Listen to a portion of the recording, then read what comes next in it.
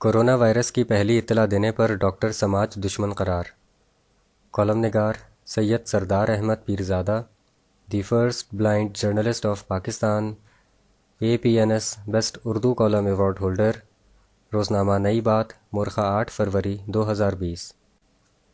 افواہ پروپیگنڈے کا اہم ذریعہ کہلاتی ہے، لیکن افواہ کو اچھی طرح جانچے پرکھے بغیر رد کر دینا خطرناک بھی ہو سکتا ہے۔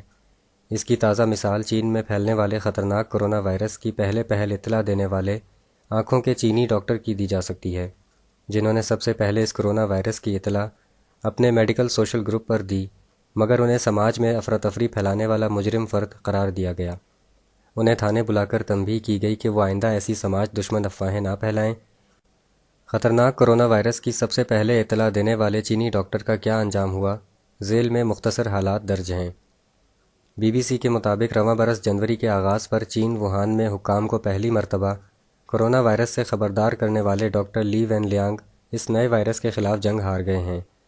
چین میں کورونا وائرس سے اب تک کم از کم 560 افراد ہلاک اور 28,000 متاثر ہوئے ہیں۔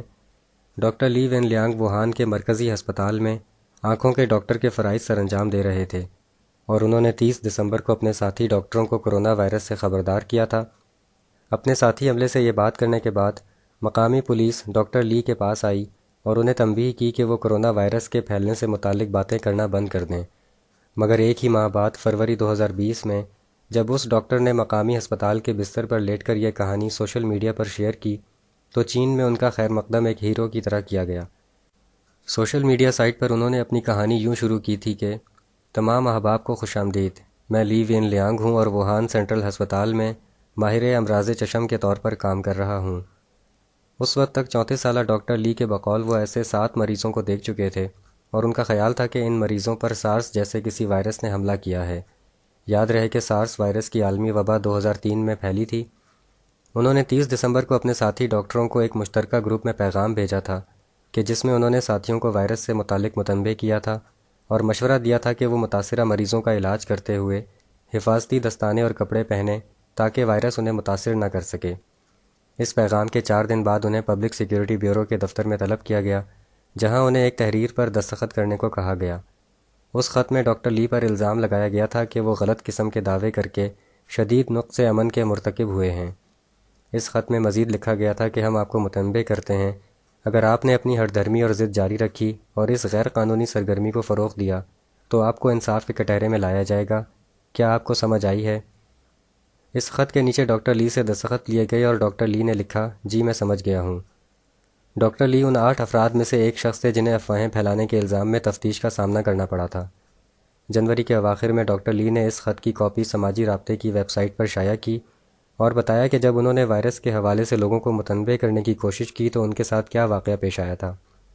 اس کے بعد مقامی حکام نے ڈاکٹر لی سے معذرت بھی کی، مگر اس وقت تک بہت دیر ہو چکی تھی۔ جنوری کے ابتدائی ایام میں ووہان میں حکام بضد تھے کہ یہ وائرس صرف ان لوگوں میں پھیل سکتا ہے جو متاثرہ جانوروں کے ساتھ براہ راست کام کرتے ہیں، یعنی مویشی یا دیگر جانوروں کی منڈیوں میں۔ اس وقت تک متاثرہ مریضوں کا علاج کرنے والے ڈاکٹرز کو بھی کسی طرح کے حفاظتی اقدامات کرنے کی بابت رہنمائی فراہم نہیں کی گئی تھی۔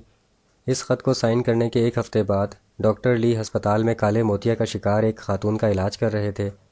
انہیں یہ معلوم نہیں تھا کہ آنکھوں کی بیماری کے علاوہ وہ خاتون کورونا وائرس سے بھی متاثر تھیں۔